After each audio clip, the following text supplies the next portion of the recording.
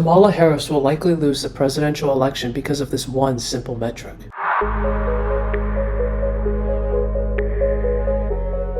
Hi guys, welcome to Politics Enhanced. Thank you so much for clicking on today's video. If you haven't already, please like, comment, and subscribe. Hit the notification bell as it helps small channels like mine take off. And let's get started. So, today we're going to talk about a recent article that came out by the Washington Post, and the author says that Kamala Harris's election would defy history and only one sitting vice president has been elected in the past 188 years. And I read the article and I thought that the author made some great points. However, there's one key metric that I noticed with elections that always seems to hold true, with the exception of 1988 and 1836, and then the election of Thomas Jefferson. And we're going to prove it by looking at these past elections starting from 1960 onwards. And this one metric is, whenever the incumbent party's president is not running for re-election, the party in power usually gets unseated by the opposite party. And this is because people want change. After 2 terms of one president, they want change. Now, yes, there are exceptions. We saw that in the 1940s, 1930s,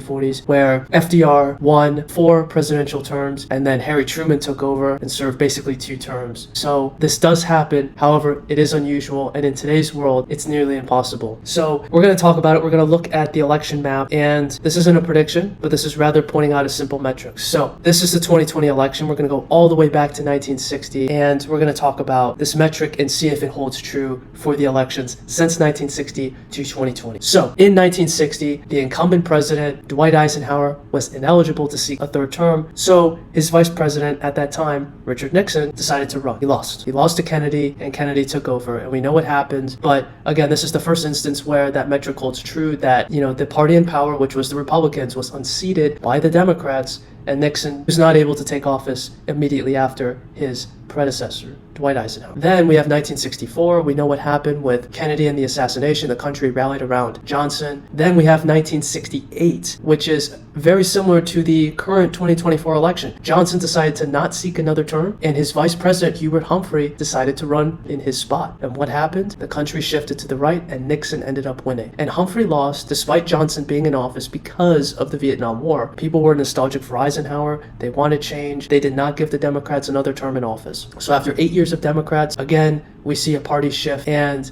Johnson not running for the presidency, his party lost. Then we have 1972, Nixon wins in an absolute monstrous landslide. Then we have 1976. We know what happened during Nixon's 2nd term. Now, before I continue on this, I just want to say that yes, I'm aware that Nixon did technically win a 2nd term. However, he didn't complete it, which brings me to my next point, which is there has never been a former vice president who has gone on to serve 2 terms as president. Nixon, while he was elected to a 2nd term, he still doesn't qualify. So we know he resigned, Ford took over, and as we can see, Ford lost because of Watergate and Nixon's resignation. Jimmy Carter took over. Let's see if our metric holds true. The incumbent party, which was the Republican Party, or in this case Gerald Ford, was running for re-election. However, the party in power got unseated. In this case, that would be Nixon. Maybe this example isn't the best, but you get the idea. You had 8 years of Republican control, and then they were unseated by the Democrats, and Ford did not get to serve a 2nd term. Then we have the 1980 election. Reagan went on to serve for 8 years. And then we have 1988, which is a very unusual blip in our timeline because historically, this doesn't really happen. George H.W. Bush was Reagan's vice president, and he won. He won right after he was able to be the successor and have the torch passed down from Reagan. This is unusual because, as I've said, it normally doesn't happen where the incumbent party gets to serve another term. This is unusual, but as we can see, the reason why this happened is because Reagan was so popular, the country rallied around him,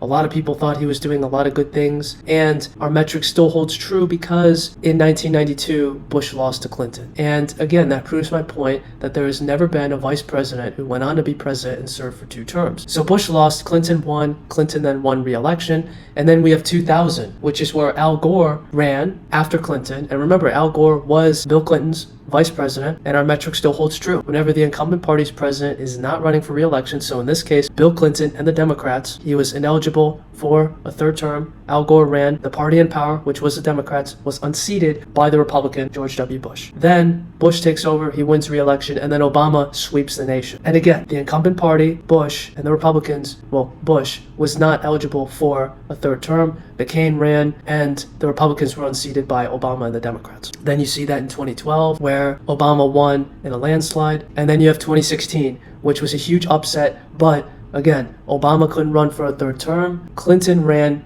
in Obama's place to serve out pretty much Obama's third term, and the Democrats were unseated by Trump and the Republicans. And then we have 2020, our most recent election. So all of this teaches us one thing, which is history usually repeats itself. And if we can learn one thing from this map, it's that elections are usually a referendum on the president. So that takes me to my next point, which is Biden's approval rating. So we know that Biden is not running for a second term. He rejected the party's nomination. He will only be a one-term president. And as we can see, Biden's approval rating is pretty awful for a president, especially at this point. I mean, he was down in the gutter in early July. He was down to 38%. Now he's up to roughly 42%, which has been pretty much his term average, has been about 42%, maybe 40% if you want to be more conservative. But the point is, his approval rating is just downright atrocious. And we can even compare him to other past presidents, and we can look, his approval rating is worse than Trump's at this point. So if Biden has such a bad approval rating, how is it possible then that Kamala could even remotely have a chance at winning the election? Because Kamala is tied to Joe Biden and his agenda. She was there for the policies that were passed. She was a tie-breaking vote in the Senate for the Inflation Reduction Act, for all these spending bills. She was the tie-breaking vote. She's the border czar. She was in control of the border, which is a complete disaster, our southern border. So if Joe Biden was doing absolutely terrible, then how on earth could Kamala Harris possibly win this election when the incumbent party is not running for re-election? So Biden's not running, right? It's not that he's ineligible, but he's decided to not run. And then the party in power usually gets unseated. That's just how it historically goes, with the exception of 1988. And before 1988, we have to go all the way back to the 1836 presidential election with Martin Van Buren. He was Andrew Jackson's vice president. Oddly enough, in 1828, Jackson had a different president, John C. Calhoun. And then in 1832, Jackson chose Martin Van Buren. So in 1836, Van Buren won the election, and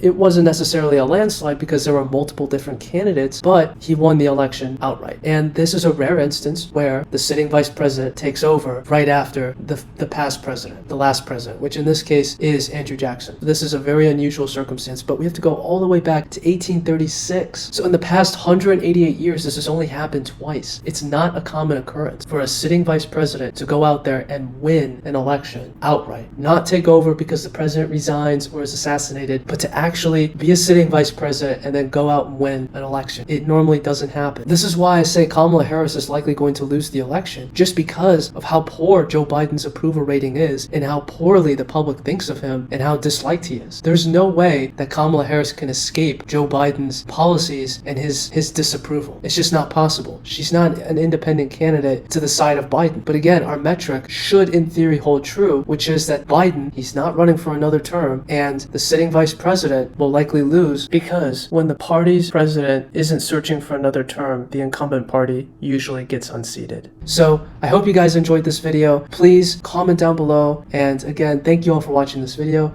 and until next time.